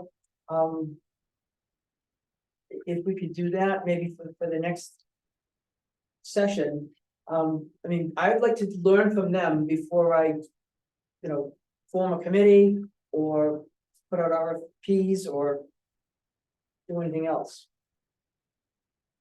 In the meantime, we'll move ahead with the bond and You wanna schedule another the meeting? PNS. What? Just schedule another meeting? Let's see. Can I ask who handles the town's grant writing? I have. For the last 3 You're years. You're the only person that does that? I have for the last 3 years. That's- If there's a larger grant, if there's a larger scale grant, we can hire a grant writer. I feel like. it would That's be- the question. No, yeah, There'd be some really Right. good experts on that type of stuff. and we have identified grants and hired a grant writer. Sure. That's not No, out of the that- realm of possibility. I mean, that's a lot. She's got us some really awesome grants though. There's so many different aspects of the project that could have Right. a grant breakdown. Yeah, I don't want to write grants for this project, I'll be honest, okay? Of course, that. Yeah. No, and well, we also have to take into consideration, this isn't the only large scale project the town of Lincoln has under our umbrella right now. We have the police station, the water tank, the Route 3. Yeah. The police station, which we got a grant for, the water tank, which we got a grant That she for. got a grant for. Yeah. The sewer project last year that we got a grant for. I mean, we're on a roll here. It's been Yeah. good. He just jinxed us. The part which we did get a small grant and applied for other grants. In that one, we did hire someone to write that grant. Yeah, well, and I think if we're going large scale, we would want someone with the expertise on how Sure. to navigate these federal grants. I mean, we could very possibly get a third unit of 150 units that, you know. ahead Agreed. to put in. Agreed. And there's So no- Blaze, have you ever written a grant? The cost that these things would cover, Have you ever written grants, Blaze? absolutely. All right, so then, Okay, anything else you want? so what about you scheduling another meeting? You said, well, I think we need to find out when people can come, not tell them when we want to. Let's find out what, like. Yeah, I mean, I'll reach out to Ed and okay, just say, we're gonna have an upcoming meeting in May, I imagine. Sure. Not too far ahead, right? And then Andrew Dorset, who is the Director of Housing for the state, has already said that he'd want to be involved. I sent them the link Fabulous. tonight, so fantastic, I imagine I can, check his schedule and see if he would be available. fantastic. They, Awesome. Is it Bino? Okay. Christina Lamontagne and Jim Menahan. Yeah. Much, Who's I know, who's Jim? he's someone that, Bino said he'd bring with him, he's someone to give us plans. Okay. Go for the Right. project. Could we try and get like a representative from someone like Oddly? To at least. They're not gonna give you any numbers. No. I think it's too early for that. I'd like to learn what these organizations Right. can do. So I mean, I wouldn't even know what to ask Audley without knowing. Right. what I they- think that's definitely a step, but it might be too soon. I agree. Yeah. I mean, more just to make the point that it costs. Gotcha. $1.5 million. That's amount of fight, but in your head. And that's a lot easier than doing what you're gonna do. Oh, yeah. So just take that number and multiply it times 5. What was that number, Justin? But that, Can you say that? It was a little over $1 million to put that water line in from up through the Indian Head, Correct, and that's a mile. 1 mile. So her $1 million a mile is way, not even close to anything. That's, you got water, sewer, drainage, bridge, you're right around $18 million. And that's just bouncing numbers off from a bridge guy I know. You're looking at $1,000 a foot probably to build that stuff. And that's just, I've been out of it a long time, so I ain't really in touch with it neither, but I know $1 million a mile. Interstate's $3 million a mile now, and it's just upkeep. No. And you get up there, you are going to get an education. I say, the cheapest thing for you to do, if they don't wanna do nothing, keep the land and forget about it. You don't have to do your sewer upkeep, what you're gonna have to do. Main Street's junk, there ain't nothing here that you're gonna fix by building that place. You're just gonna add to it. And I got nothing against building low income, but nobody helped me buy my house or anything else in this town, and I want it all go down. It is what it is. All right, well, there's certainly a diverse spectrum of opinions. You haven't won it. So thank you all for coming and doing that. Is there anything else we need to talk about before we go? No, just, everybody, respectful of one another, agree to disagree. Everybody has their own ideas, their own opinions. Hopefully we can work together, come together with some mutual consent on some of the issues. On the agenda is this town manager's vote and public participation. Oh, I think Wait, that's Monday? just, I think that's just a Okay. copy of. So cut and paste. we're, that's it. our meeting is Monday. We have, our next meeting is Monday, Monday, we'll do it. and we'll do, we have a bunch of stuff on the agenda. All right, I'll make a motion to. Okay. I just have a thought about this. I didn't know if you guys, they're talking about running logs on the railroad tracks and dumping Yes. them off at the dump. Yes. What do you guys know about that? This is about the snowmobile club. we brought that up. and our snowmobile trail. Yeah, what do you know about it? You had a meeting. I'll Yeah, tell you, go ahead. yeah, Yeah. so, we had a meeting with them, obviously, you're aware, they're trying to run logs. Their original intent was to have it be a 12-month operation, and I explained to them that I thought that the Snowmobile Club had an agreement with the state to use a network of their rail system as the trails. Yeah. And what was communicated to me is that Vermont Rail System, Vermont Rail Transit is who I'm talking with. Yeah. They are a subcontractor of Patriot. Yes, Yeah. and so they said Patriot is the leaseholder on the rail system. Correct. They said that Patriot knows nothing or has not mentioned at all any sort of agreement with the Snowmobile Club to them. I suggested that they reach back out to them because that could potentially be a major issue for us if it hindered the Snowmobile Club. So that's as far as it's gone, but what he explained to me is that he's a subcontractor, Vermont Rail System is a subcontractor of Patriot. Patriot holds the lease on those rails, on those tracks. And that Patriot didn't mention anything to them about an agreement with the Snowmobile Club limiting access to those trails certain months out of the year. Patriot leases them from the Rails Bureau. There's been talk, I'm not sure how it goes lease wise, but the Trails Bureau, which is who the Snowmobile Club deals with, potentially leases them back or has the right to use them from January 5th to March 5th, if we can use them.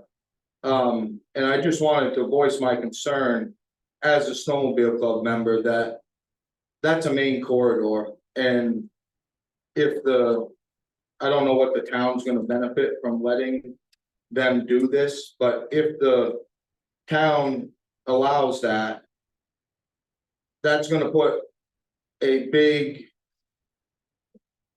damper on snowmobiling around in the town of Lincoln, and snowmobiling brings a lot of money to the town of Lincoln. So I just would respect, I guess, if you guys move forward with this, if it would be something you would entertain, that you notify us, because I spoke with the Trails Bureau. And they know nothing about this, and they had a meeting with Patriot.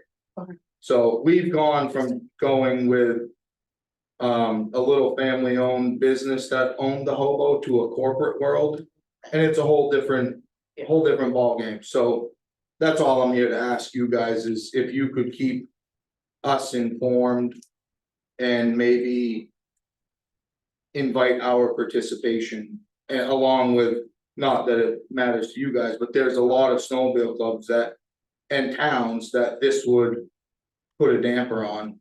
And if they're using town land to get in and out of their logs, and the logs aren't doing anything here, or they're not staying here, it, in my eyes, could be a game changer for, for you guys to consider it being a game changer. Good point. Taylor, can you get some email addresses to Karina so that she has someone to notify? Yep. When we're gonna talk about it? Perfect, because a great point. Yeah. Well, and I told Vermont Rail, because you're right, there isn't a huge Yeah. benefit to the town of Lincoln to have them come in. Like, there isn't a direct benefit for us to do so. It's just, Right. I guess, supporting the whole logging Right. industry. Right. So I told them, you better get this straightened out, because flagging off trees and trying to create a route might be a moot point, because they know that is important to us, so they're well aware. And that's all, I spoke Yeah. with Karina, and Yeah. I was coming for this meeting, so I figured I would just bring that up. I wasn't trying to, No, Yeah, no, and I'll call you tomorrow with my email. perfect. I'm glad you brought it up. It's important. Thank you. Yes. Thank you, Chairman. Motion to adjourn. 72nd. Perfect. All those in favor? Thank you. Thank you for coming.